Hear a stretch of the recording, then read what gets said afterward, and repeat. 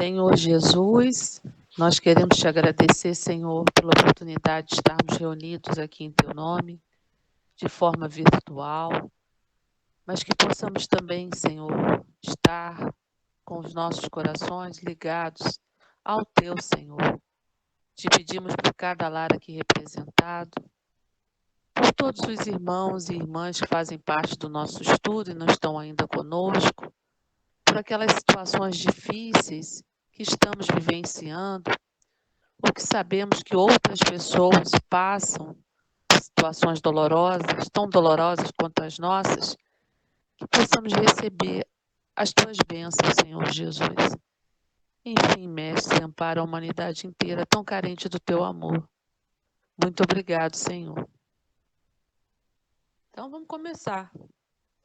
Do plano dos sonhos. Isso aí. Vamos lá. Então, Capítulo 8, no plano dos sonhos.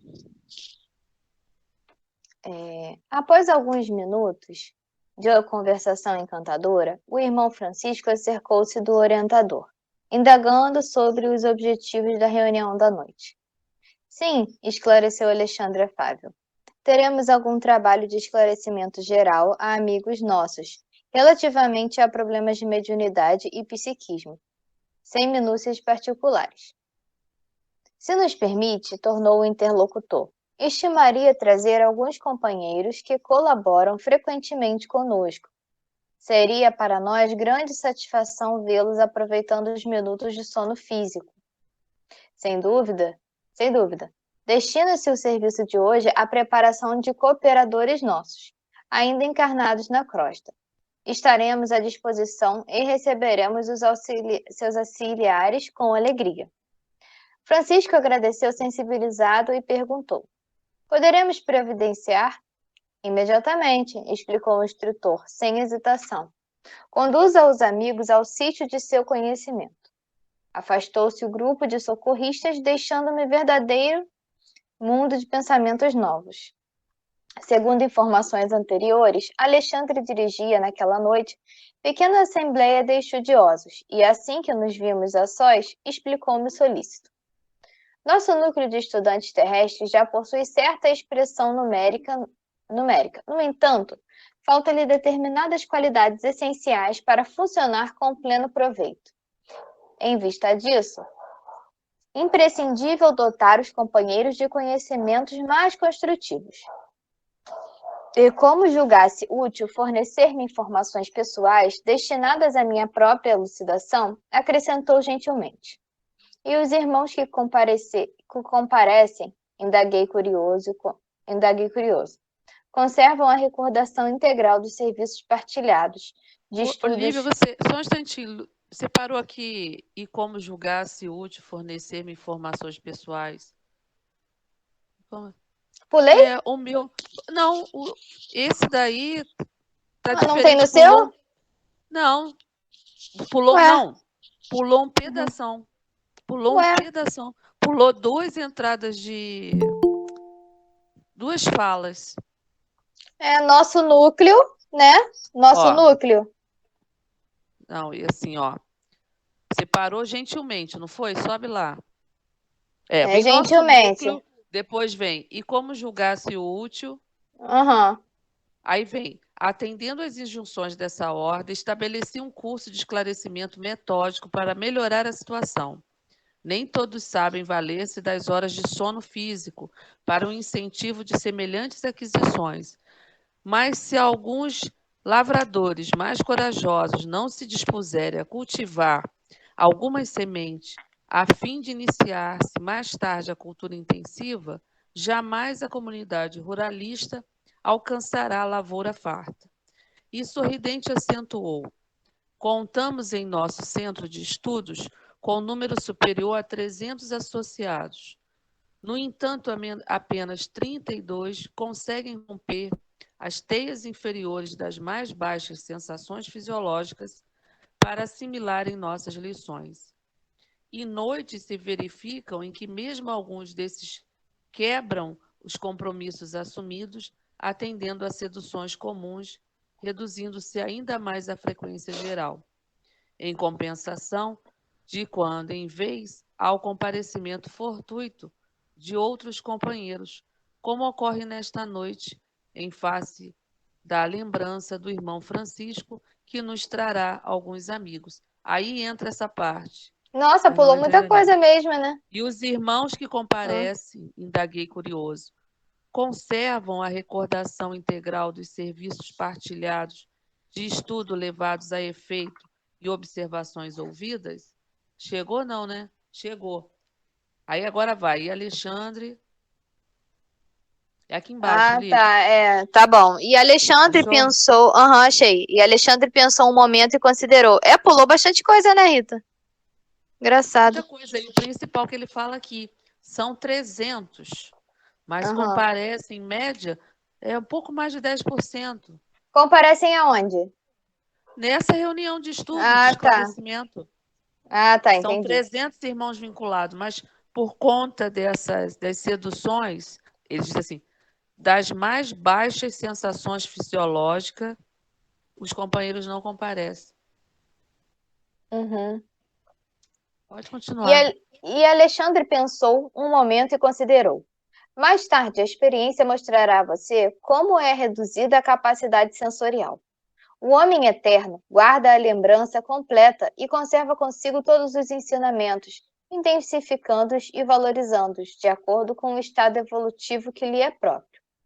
O homem físico, entretanto, escravo de limitações necessárias, não pode ir tão longe. O cérebro de carne, pelas injunções da luta a que o espírito foi chamado a viver, é aparelho de potencial reduzido, dependendo muito da iluminação de seu detentor, no que se refere à fixação de determinadas bênçãos divinas. Deste modo, André, o arquivo de semelhantes reminiscências no livro temporário das células cerebrais é muito diferente nos discípulos entre si, variando de alma para alma. Entretanto, cabe-me acrescentar que na memória de todos os irmãos de boa vontade permanecerá de qualquer modo o benefício, ainda mesmo que eles, no período de vigília, não consigam positivar a origem. As aulas, no teor daquela a que você assistirá nessa noite, são mensageiras inexprimíveis utilidades práticas. Em despertando na crosta, depois delas, os aprendizes experimentam alívio, repouso e esperança, a par da aquisição de novos valores educativos. É certo que não podem reviver os pormenores, mas guardarão a essência, sentindo-se revigorados de inexplicável maneira para eles.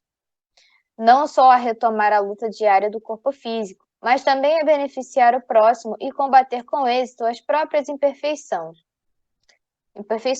Seus pensamentos tornam-se mais claros, os sentimentos mais elevados e as preces mais respeitosas e produtivas, enriquecendo-lhes as observações e trabalhos de cada dia.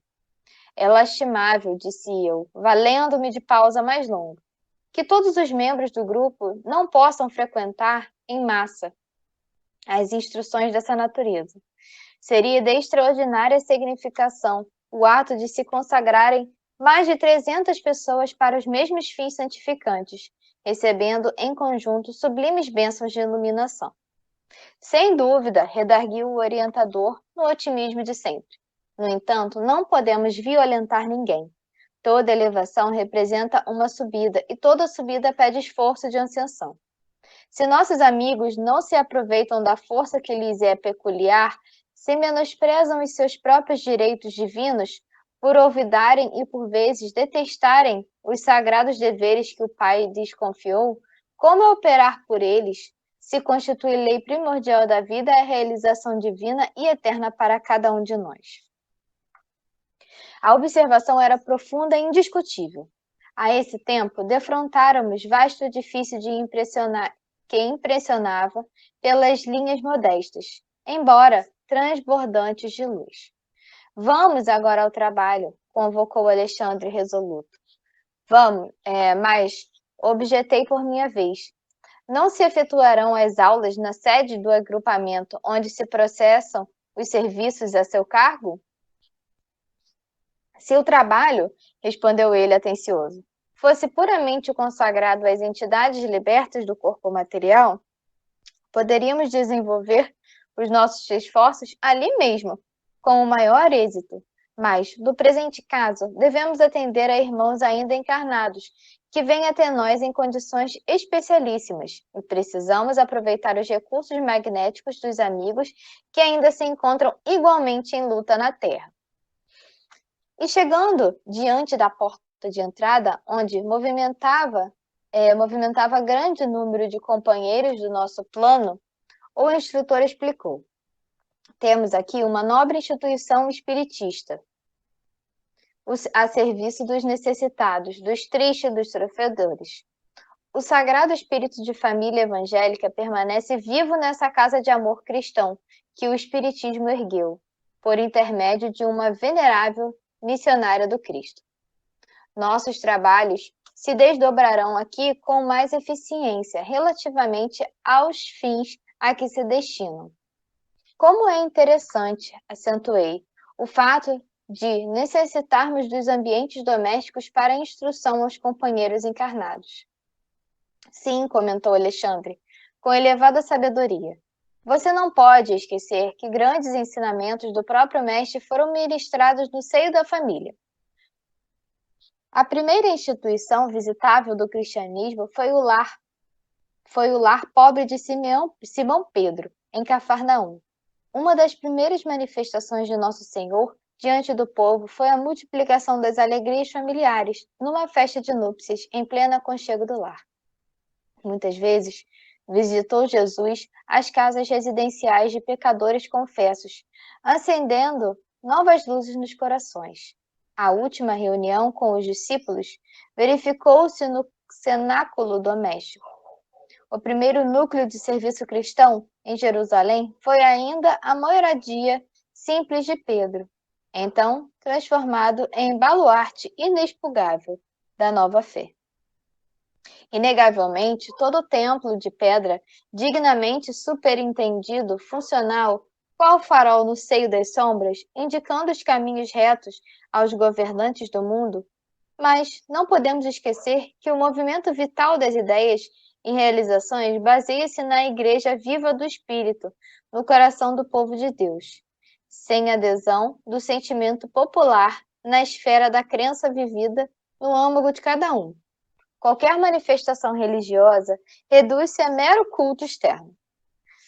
Por isso mesmo, André, no futuro da humanidade, os templos materiais do cristianismo estarão transformados em igrejas e escolas, igrejas orfanatos, igrejas e hospitais, onde não somente o sacerdote da fé veicule a palavra de interpretação, mas onde a criança encontre arrimo e esclarecimento, o jovem a preparação necessária para as realizações dignas do caráter e do sentimento, o doente o remédio salutar, o ignorante a luz, o velho o amparo e a esperança. O espiritismo evangélico é também o grande restaurador das antigas igrejas apostólicas, amorosas e trabalhadoras. Seus intérpretes fiéis serão auxiliares preciosos da transformação dos parlamentos teológicos em academias de espiritualidade, das catedrais de pedra em lares acolhedores de Jesus. Daria tudo o que estivesse... uma paradinha só, e senão a gente vai muito tá. E não comenta. Alguém Isso aqui ele diz do futuro das religiões, assim, como seria? Eu queria voltar, antes da gente chegar, eu queria voltar àquela parte que ele fala da questão dos companheiros que vão em desdobramento para essa instrução, e ele fala que a maioria não vai lembrar, né? Não vai lembrar diretamente, ponto por ponto, mas vai ficar como que uma intuição, porque o nosso cérebro, dependendo da evolução também do espírito encarnado, o nosso cérebro físico ele não tem condição de guardar tudo. Mas às vezes guarda algum flash, fica uma frase na memória, fica uma sensação, a pessoa levanta, às vezes vai dormir com um problema, recebe uma instrução e amanhece com uma solução. Então, ele vai sempre lembrando dessa importância da preparação para o sono, antes de dormir, se os encarnados soubessem do que acontece, né, nesse desdobrar, que a maioria desdobra. Algumas vão procurar locais não muito adequados, mas que estão afinizados com o seu comportamento. Então, ele vai falando sobre isso, que é importante nos prepararmos. Imagina, né? Sermos chamados para uma instrução dessa. E depois, chegando na parte que você fala, Lívia, dessa questão da igreja, né? Ele vai falando da igreja, mas ele fala não da igreja templo de pedra. Porque a palavra igreja, ela veio de eclésias, do grego, né? Que entrou no... Os cristãos usavam muito isso, como uma assembleia de cidadãos que nada tinha a ver com religião. Então, ele fala muito mais dessa igreja, escola, igreja lá, igreja orfanato, como aquela igreja primitiva do tempo de Jesus, dos primeiros cristãos, que a pessoa era recebida com amorosidade, onde os órfãos encontravam lá, onde as viúvas encontravam arrimo, onde os doentes encontravam repouso e bálsamo para suas feridas. Que é isso que deve ser a religião, porque ele fala que esse pedaço aqui é muito importante para que a gente estude e medite sobre isso. Tem um trecho aqui que ele fala que será apenas um culto exterior. Deixa eu ver se eu acho. Aqui, ó. Aqui, ó. Sem a adesão do sentimento popular na esfera da crença vivida, no âmago de cada um, qualquer manifestação religiosa reduz a mero culto exterior, inclusive o espiritismo. Então, por isso que ele vai dizendo, é necessário que nós estejamos ali de corpo e alma e coração também, vivenciando aquilo, não como ritual, não porque já entrou no nosso dia a dia, não por hábito. Às vezes, se a gente não meditar nisso, nós começamos a ir para a casa espírita como hábito, como íamos para a igreja. Igreja que eu falo nesse sentido religioso mesmo. Em qualquer igreja, em qualquer denominação religiosa. Nós vamos para lá, ouvimos o que é dito, tomamos a hóstia ou bebemos água fluidificada ou outra coisa qualquer, voltamos para casa do mesmo jeito. É só um culto exterior. André, no início de nosso lar, ele fala isso, que ele ia para a igreja apenas como um hábito social, para ver e ser visto. Não tinha religiosidade ali nele. Ele até diz que a Bíblia, tinha lá no gabinete dele uma Bíblia, mas ele nunca parou para ler, para meditar nas palavras. Aí ele fala da questão do compromisso do espiritismo, que é restaurar, trazer de volta essas antigas igrejas. O Chico Xavier dizia que ele não gostava de centro grande, porque o centro grande tem a tendência de perder essa amorosidade das casas menores, onde as pessoas se conhecem, onde há vínculo de amizade, de respeito, de carinho, de preocupação. Alguém quer falar alguma coisa? Não? Eu quero, posso? Então, pode, claro, fica à vontade. É que eu gostei muito desse ponto que você tocou aí, né? Que eu acho que é uma coisa assim que a gente tem que observar mesmo, com muita atenção, porque isso falta, né? Nessas casas, eu estou falando da casa espírita, da gente ter o cuidado de não formar grupinhos, da gente receber as pessoas e ser bem acolhedor, sabe?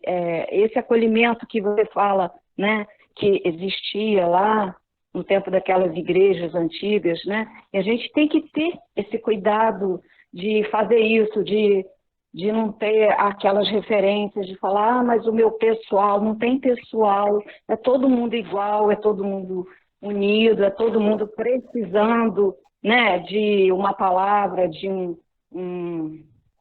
sei lá, um carinho, uma atenção, um esclarecimento, né? E a gente tem que ter esse acolhimento. E assim, a gente lê tanto essas obras e às vezes a gente fica tão preocupado com o fenômeno mediúnico e tal, mas não vê essa essência aí que transforma a gente, né? Eu achei muito legal você falar, você colocar isso aí que você leu assim, em evidência para a gente prestar mais atenção e tentar fazer isso, né? Porque eu também acho que o espiritismo tem uma coisa assim, até eu carrego isso um pouco dentro de mim, de repente eu estou enganada, né? Mas você não pode se misturar muito, você não pode se envolver muito com o problema, porque é só, sabe, isso é espiritual, é não sei o que, você vai trazer para você, essas coisas assim. Eu acho que não, a gente tem que mudar um pouco isso, né? Tem que confiar, acreditar que às vezes a gente está se envolvendo numa coisa assim de outras pessoas, mas é por um motivo diferente, né? Eu acho que a gente tem que ser mais acolhedor, sabe? Tem que ser mais religioso, como você falou, tem que ser mais amoroso. Eu gostei muito dessa sua colocação, Rita, era isso. Eu concordo totalmente com Rose. A gente precisa tomar cuidado para que não vire um centro. Eu vou falar da religião, né? De um todo. Uma coisa burocrática. Não pode ser uma coisa burocrática. Você vê que, por exemplo, no passe, se você não para, às vezes, de vez em quando, para fazer um estudo, para falar sobre o passe, entra no automatismo. E nós, seres humanos, temos essa tendência. As coisas entram no automático. E não pode entrar no automático. A casa espírita, ela precisa ser aconchegante, porque quem vai bater na porta da casa espírita geralmente está enfermo, espiritualmente, fisicamente falando, e quer aconchego, quer um lenitivo, quer se sentir abraçado. Então, a gente precisa tomar cuidado. É a questão que Rose falou também dos grupos. Nas casas maiores, isso é quase impossível de não acontecer, porque você não vai conseguir conviver com todos. Por isso que o Chico não gostava de casa muito grande. O Centro Espírita Prece, ele é pequenininho. O salão, o salão, né? É uma coisinha de nada. Eu não sei como é que botava tanta gente ali. Acho que nem botava, ficava todo mundo para fora. Ele não deixava nem ar-condicionado, ele não permitia ar-condicionado, porque ele dizia que se botasse ar-condicionado, as pessoas poderiam se sentir assim fora do contexto. Então ele tinha todo esse cuidado, principalmente com a casa quando cresce muito. E a gente precisa tomar esse cuidado, porque, como a Rose disse, nós estamos ali para o mesmo objetivo, né? Ele até diz assim, aqui, seus intérpretes fiéis serão auxiliares preciosos na transformação dos parlamentos teológicos em academias de espiritualidade, das catedrais de pedra, em lares acolhedores de Jesus. O centro espírita precisa ser um lar. Por isso que ele vai fazer essa reunião num centro espírita que é um lar, porque no início do espiritismo no Brasil, os centros eram dentro das casas das pessoas.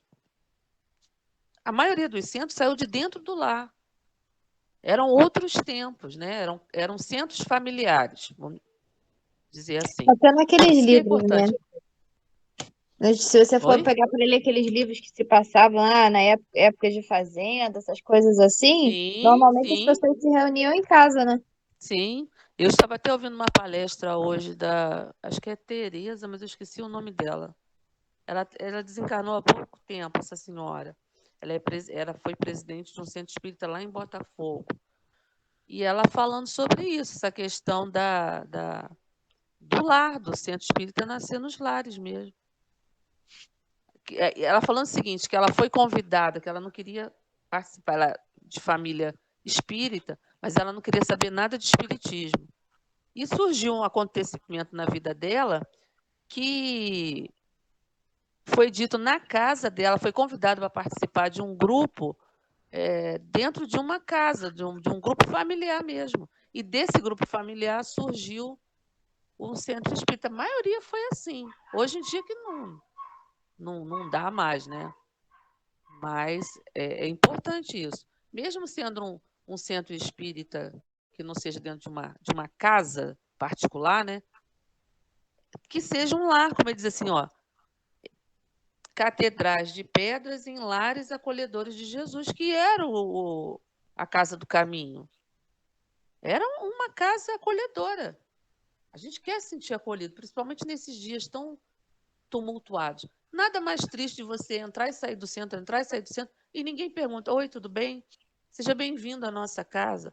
Você precisa de alguma coisa? No final da reunião, tem alguém que pode falar com você. Isso não custa nada, gente. Não custa nada. É importante fazer isso. Ver que a pessoa chegou. Como é que tá? Bom dia. Eu não sou muito disso, porque eu sou muito tímida. Mas quem é mais despojado, fazer isso é uma forma de trabalhar em nome do Cristo também. Bom, já falei muito. Vamos continuar. Alguém quer falar mais alguma coisa? Quem sempre procurou fazer isso no Galiléia é Eliene, né? Eliene sempre procurou fazer isso, né? Dar atenção às pessoas. Seu João também fazia, quando eu entrei logo que eu entrei lá no centro do Mutuá, ele sempre perguntava: tem alguém vindo na casa pela primeira vez?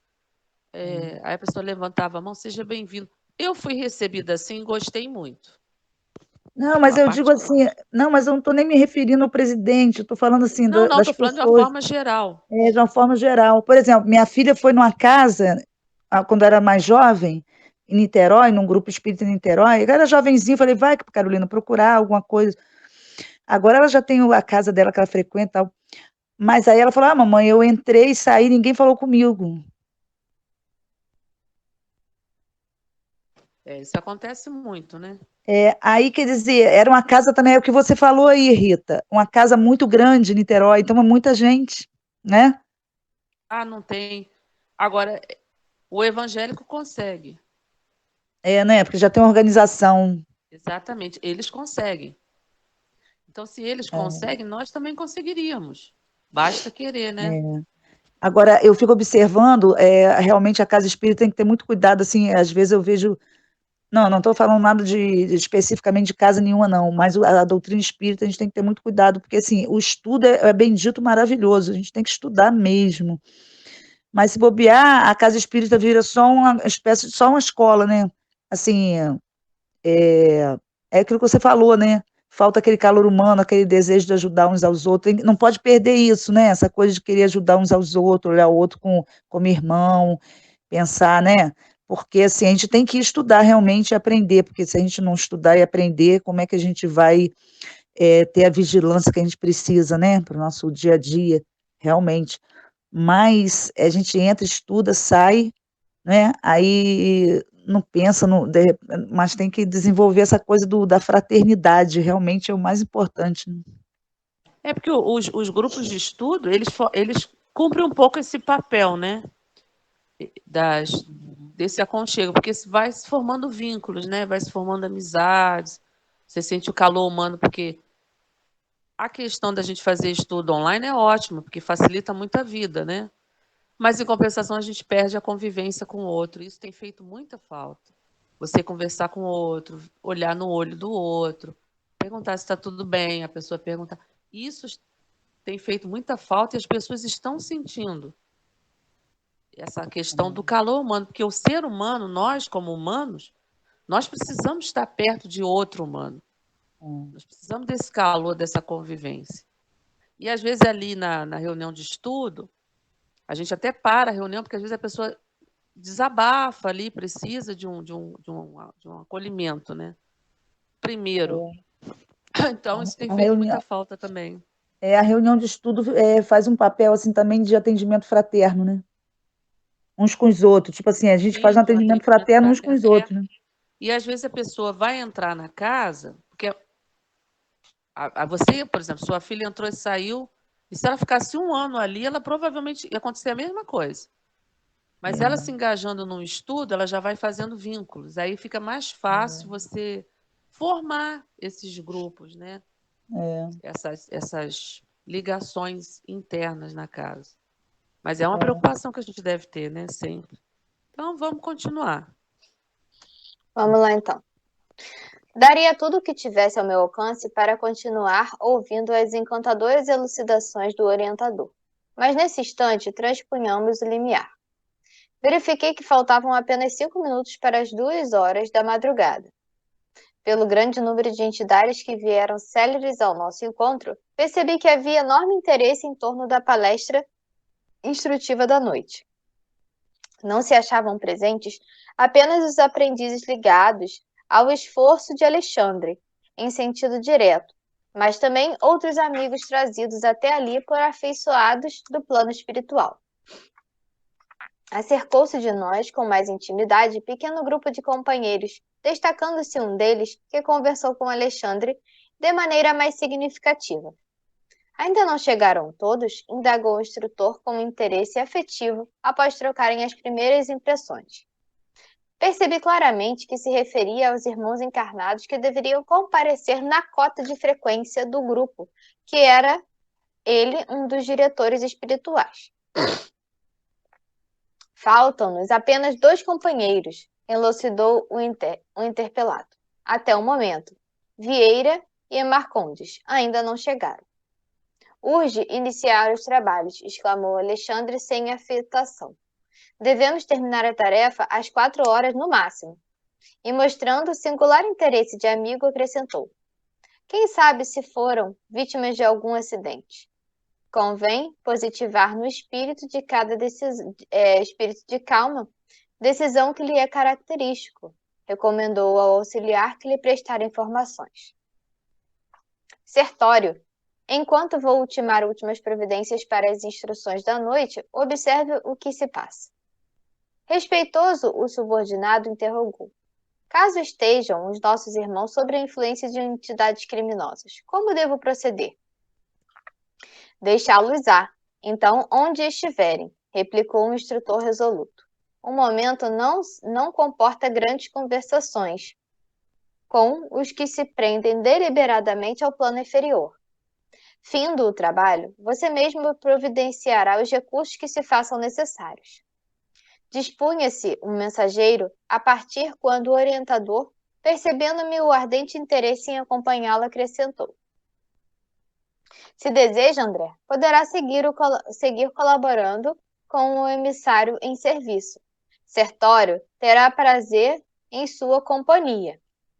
Agradeci extremamente satisfeito e abracei o auxiliar de Alexandre, que me sorriu acolhedoramente. Saímos. Era indispensável atender um mandado com presteza. Todavia, satisfazendo minha curiosidade, Sertório explicou generoso. Quando encarnados na crosta, não temos bastante consciência dos serviços realizados durante o sono físico. Contudo, esses trabalhos são inexprimíveis e imensos. Se todos os homens prezassem seriamente o valor da preparação espiritual diante de semelhante gênero de tarefa, certo, efetuariam as conquistas mais brilhantes nos domínios psíquicos, ainda mesmo quando ligados a envoltórios inferiores. Infelizmente, porém, a maioria se vale inconscientemente do repouso noturno para sair à caça de emoções frívolas ou menos dignas. Relaxam-se às defesas próprias e certos impulsos longamente sopitados durante a vigília extravasam em todas as direções por falta de educação espiritual, verdadeira, sentida e vivida. Interessado em esclarecer complexos, indaguei. Entretanto, isso ocorre com aprendizes de cursos avançados do espiritualismo? Poderiam ser vítimas desses enganos alunos de um instrutor de ordem de Alexandre? Como não?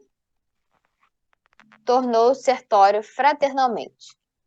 Com referência a essa probabilidade, não tenha qualquer dúvida. Quantos pregam a verdade sem aderirem intimamente a ela? Quantos repelem fórmulas de esperança e paz, desesperando e perseguindo no fundo do coração? Há sempre muitos chamados em todos os setores da construção e aprimoramento do mundo. Os escolhidos, contudo, são sempre poucos. Completando o pensamento, como é a escoitá-lo de qualquer falsa noção de particularismo da obra divina, Sertório acrescentou. E precisamos reajustar nossas definições sobre os escolhidos. Os companheiros assim classificados não são especialmente favorecidos pela graça divina. que é sempre a mesma fonte de bênção para todos. Sabemos que a escolha, em qualquer trabalho construtivo, não exclui a qualidade. E se um homem não oferece qualidade superior para o serviço divino, em hipótese alguma, deve esperar a distinção da escolha. Infere-se, pois, que Deus chama todos os filhos à cooperação em sua obra augusta. Mas somente os devotados persistentes, operosos e fiéis constroem qualidades eternas que os tornam dignos de grandes tarefas. E, reconhecendo-se que as qualidades são frutos de construções nossas, nunca poderemos esquecer que a escolha divina começará pelo esforço de cada um. A tese do companheiro era assaz, interessante e educativa, mas havíamos atingido o pequeno edifício em frente ao qual Sertório se deteve e falou. É a residência de Vieira. Vejamos que se passa. Acompanhei-o em silêncio. Em poucos instantes, encontrávamos dentro do quarto confortável, onde dormia um homem idoso, fazendo ruído singular. Via-se-lhe perfeitamente o corpo perispíritico, unido à forma física, embora parcialmente desligados entre si. Ao seu lado permanecia uma entidade singular, trajando vestes absolutamente negras. Notei que o companheiro adormecido permanecia sob impressões de doloroso pavor. Gritos agudos escapavam-lhe da garganta. Sufocava-se angustiadamente, enquanto a entidade escura fazia gestos que eu não conseguia compreender. Sertório acercou-se de mim e observou. Vieira está sofrendo um pesadelo cruel. E, indicando a entidade estranha, creio que ele terá atraído até aqui o visitante que o espanta. Com efeito, muito delicadamente, o meu interlocutor começou a dialogar com a entidade de luto. O amigo aparente do companheiro que dorme? Não. Somos velhos conhecidos. E muito impaciente acentuou. Hoje à noite, Vieira me chamou com as suas reiteradas lembranças e acusou-me de faltas que eu não cometi, conversando levianamente com a família. Isso, como é natural, desgostou-me. Não bastará o que tenho sofrido depois da morte? Ainda precisarei ouvir falsos testemunhos de amigos maledicentes? Não poderia esperar dele semelhante procedimento em virtude das relações afetivas que nos uniam às famílias, desde alguns anos. Vieira foi sempre pessoa de minha confiança. Em razão da surpresa, deliberei esperá-lo nos momentos de sono, a fim de prestar-lhes os necessários esclarecimentos. O estranho visitante, todavia, fez uma pausa, sorriu irônico e continuou. Entretanto, desde o momento em que me pus a explicar-lhe a situação do passado, informando quanto aos verdadeiros móveis de minhas iniciativas e resoluções da vida carnal, para que não prossiga caluniando meu nome. Embora sem intenção, Vieira fez esse rosto de pavor que estão vendo e parece não desejar ouvir as minhas verdades. Interessado nas lições novas, aproximei-me do amigo cujo corpo descansava em posição horizontal e senti-lhe o suor frio ensopando os lençóis. Não revelava compreender convenientemente o auxílio que lhe era trazido, fixando-nos com estranheza e ansiedade, intensificando ainda mais os gemidos gritantes que lhe escapavam da boca. Sentindo a silenciosa reprovação de Sertório, o habitante das zonas inferiores dirigiu-lhe a palavra de modo especial. O senhor admite que devemos ouvir impassíveis os remoques da leviandade? Não será passível de censura e punição o amigo infiel que se vale das imposições da morte para caluniar e deprimir?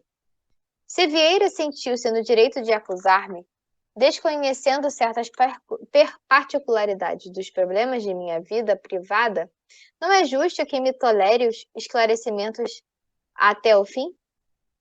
Não sabe ele, acaso, que os mortos continuam vivos? Ignorará, porventura, que a memória de cada um companheiro deve ser sagrada? Ora esta, eu mesmo já lhe ouvi em minha nova condição de desencarnado, longas dissertações referentes ao respeito que devemos uns aos outros. Não considera, pois, que tem motivos justos para exigir um legítimo entendimento? O interpelado esboçou um gesto de complacência e observou: talvez esteja com a razão, meu caro. Entretanto, creio, deva desculpar seu amigo. Como exigir dos outros conduta rigorosamente correta se ainda não somos criaturas irrepreensíveis? Tenha calma. Sejamos caridosos uns para com os outros. E enquanto a entidade se punha a meditar nas palavras ouvidas, Sertório falou-me em tom discreto. Vieira não poderá comparecer essa noite aos trabalhos. Não pude reprimir a má impressão que a cena me causava, e talvez porque eu fizesse um olhar suplicante, advogando a causa do pobre irmão, quase a desencarnar-se de medo. O auxiliar de Alexandre prosseguiu. Retirar violentamente a visita, cuja presença ele próprio propiciou, não é tarefa compatível com as minhas possibilidades no momento. Mas podemos socorrê-lo acordando. E sem pestanejar, sacudiu o adormecido energicamente, gritando-lhe o nome com força. Vieira despertou confuso, estremunhando sobre enorme fadiga, e ouvi exclamar palidíssimo. Graças a Deus acordei. Que pesadelo terrível! Será crível que eu tenha lutado com o fantasma do velho Barbosa? Não posso acreditar. Não nos viu nem identificou a presença da entidade enlutada que ali permaneceu até não sei quando. E ao retirarmos-nos, ainda lhe notei as interrogações íntimas, indagando de si mesmo sobre o que teria ingerido no jantar, tentando justificar o susto cruel com pretexto de origem fisiológica. Longe de auscultar a própria consciência com respeito, a maledicência e a leviandade procurava materializar a lição no próprio estômago, buscando furtar-se à realidade. Interessante isso aqui, né, que da forma como ele ajudou, né, assim, dando um susto nele para que ele acordasse, para se desprender daquela situação, né. Interessante que ele não podia levar aquele irmão que estava ali, naquele momento, que ele mesmo chamou, pelo que eu percebi aqui, por alguma conversa, né? Não, ele não podia também, porque a instrução dele é que ele não fizesse nada, né? Que não era o momento, não era o objetivo dele não era esse, né? Agora, ele mais só foi para ver. que ele foi para ver.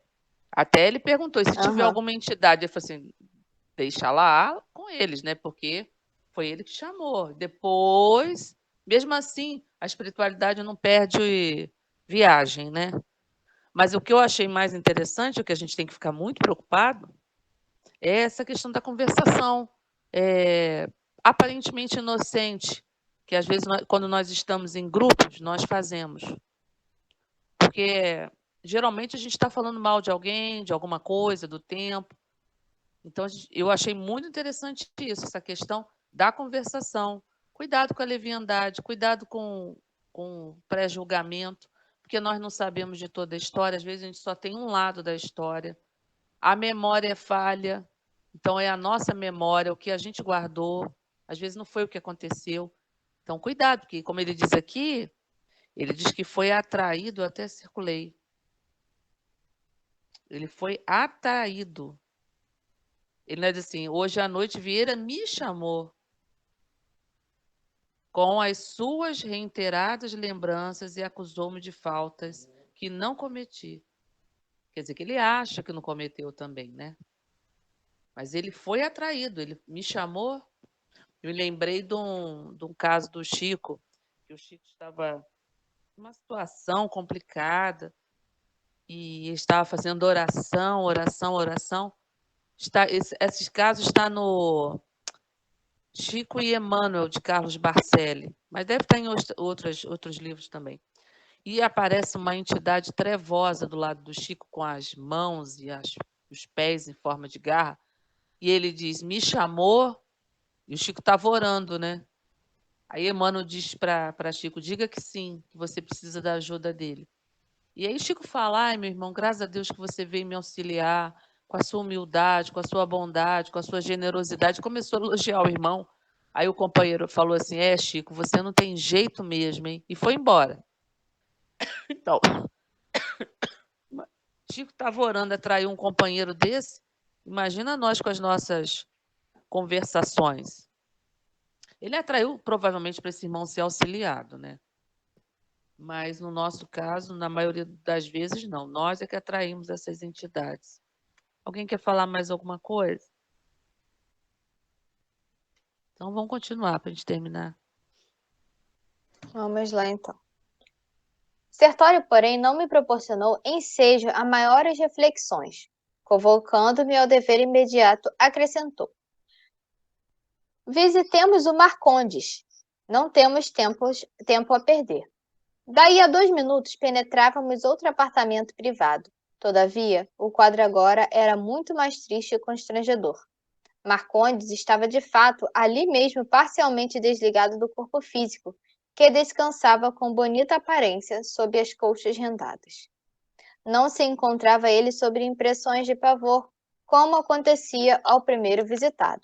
Entretanto, revelava a posição de relaxamento característica dos viciados do ópio. Ao seu lado, 3 entidades femininas de galhofeira expressão permaneciam em atitude menos edificante. Vendo-nos de súbito, o dono do apartamento surpreendeu-se de maneira indisfarçável, mormente enfixando o Sertório, que era de seu mais antigo conhecimento. Levantou-se envergonhado e ensaiou algumas explicações com dificuldade. Meu amigo, começou a dizer, dirigindo-se ao auxiliar de Alexandre, já sei que vem procurar-me. Não sei como esclarecer o que ocorre. Não pôde, contudo, prosseguir e mergulhou a cabeça nas mãos como se desejasse esconder-se a si mesmo. A essa altura da cena constrangedora, verifiquei então, sem vislumbres de dúvida, que as entidades visitantes eram da pior espécie de quantas conhecia eu nas regiões das sombras. Irritadas, talvez com o recuo do companheiro que se revelava triste e humilhado, prorromperam em grande algazarra, acercando-se mais intensamente de nós, sem o mínimo respeito. Impossível que nos arrebatem, Marcondes. Disse uma delas, enfaticamente.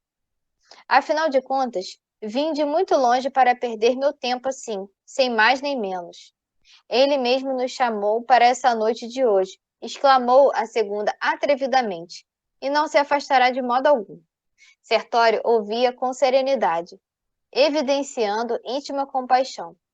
A terceira entidade, que parecia reter instintos inferiores mais completos, aproximou-se de nós com terrível expressão de sarcasmo e falou, dando-me a entender que aquela não era a primeira vez que Sertório procurava o sítio para os mesmos fins e nas mesmas circunstâncias. Os senhores não passam de intrusos. Marcondes é fraco, deixando-se impressionar pela presença de ambos. Nós, todavia, faremos a reação. Não conseguirão arrancar-nos o predileto. E, gargalhando irônica, acentuava. Também temos um curso de prazer. Marcondes não se afastará. Contrariamente aos meus impulsos, Sertório não demonstrara a mínima atenção. As palavras e expressões daquela criatura, porém, irritavam-me. Ao meu lado, o auxiliar de Alexandre mantinha-se extremamente bondoso. A própria vítima permanecia humilde e triste. Por que semelhantes instintos? Deixa eu só ver aqui uma coisa. Tá, já dá tempo. Ia responder alguma coisa no sentido de esclarecer o caso em termos precisos, quando Sertório me deteve. André, contenha-se. 1 minuto de conversação atenciosa com as tentações provocadoras do plano inferior pode induzir-nos a perder um século. Olha. Em seguida, com invejável tranquilidade, dirigiu-se ao interessado, perguntando sem espírito de censura. Marcondes, que contas darei hoje de você, meu amigo? O interpelado respondeu lacrimoso e humilhado. Ó, Sertório, como é difícil manter o coração nos caminhos retos. Perdoe-me. Não sei como isso aconteceu. Não posso explicar-me. Mas Sertório parecia pouco disposto a cultivar lamentações. Mostrando-se muito interessado em aproveitar o tempo, interrompeu. Sim, Marcondes. Cada qual escolhe as companhias que prefere. Futuramente, você compreenderá que somos seus amigos leais e que lhe desejamos todo o bem. Despejaram as mulheres nova série de frases ridicularizadoras. Marcondes começou de novo a lastimar-se, mas o mensageiro de Alexandre, sem hesitar, tomou-me à destra e regressamos à via pública. Voltemos imediatamente, disse ele decidido. Em que ficamos? Indaguei. Não vai acordá-lo? Não podemos agir aqui no mesmo modo. Marcondes deve demorar-se em tal situação para que amanhã a lembrança desagradável seja mais duradoura, fortificando-lhe a repugnância pelo mal. Que fazer então? Perguntei espantado. Diremos ao nosso orientador o que ocorre, redarguiu Sertório calmamente. É o que nos cabe levar a efeito. E sintetizando longas considerações que poderia expender relativamente o assunto, frisou. Por agora, André, chama-nos o dever mais alto no campo de nossa jornada para Deus. Entretanto, quando terminarem as instruções da noite, voltarei a ver o que é possível efetuar em favor de nossos pobres amigos. No momento, não devemos perder os minutos, as preleções de Alexandre não se destinam somente ao preparo dos nossos irmãos que ainda se ligam aos envoltórios de carne na superfície da crosta. São igualmente valiosas para nós outros, que necessitamos enriquecer possibilidades para socorrer com êxito os companheiros encarnados. Sim, concordo, respondi. No entanto, a situação de Vieira e Marcondes sensibiliza-me profundamente. Sertório, porém, cortou-me a palavra, rematando seguro de si mesmo. Conserve seu sentimento que é sagrado. Não se arrisque, porém, a sentimentalismo doentio. Esteja tranquilo quanto à assistência que não lhes faltará no momento oportuno. Não se esqueça, porém, de que se eles mesmos aglomeraram o coração em semelhantes cárceres, é natural que adquiram alguma experiência proveitosa à custa do próprio desapontamento. Interessante que ele deixa que esse irmão continue aqui para que ele tenha aquela impressão no fim ao acordar, para que de repente ele aprenda com isso, né? É porque vai deixar uma vibração negativa. Ele vai acordar com uma sensação nada agradável. Primeiro porque foi surpreendido pelo constrangimento que passou, por tudo isso. Então ele vai se sentir mal. Mas eu achei interessante esse final do André, né? De sentimentalismo, acreditando que eles serão assistidos. Eu queria só, nesse capítulo, sugerir para quem quiser, né, aprofundar nessa questão de sonhos, estudando a mediunidade no capítulo 12, fala da questão dos sonhos comuns, reflexivos e espíritas. Quem quiser se aprofundar mais, quem gostaria de fazer a prece? Por conta do tempo. Ninguém? Eu vou fazer. Eu faço. Então tá bom. Vamos lá então, fechar os nossos olhos. Vamos agradecer ao nosso mestre por ter permitido que chegássemos até aqui hoje, no plano físico e no plano espiritual, que temos certeza, mestre, que somos assistidos por ti e por seus colaboradores, assim como lemos aqui nesse livro. Muito temos a te agradecer, mestre, por proporcionar esses momentos para nós.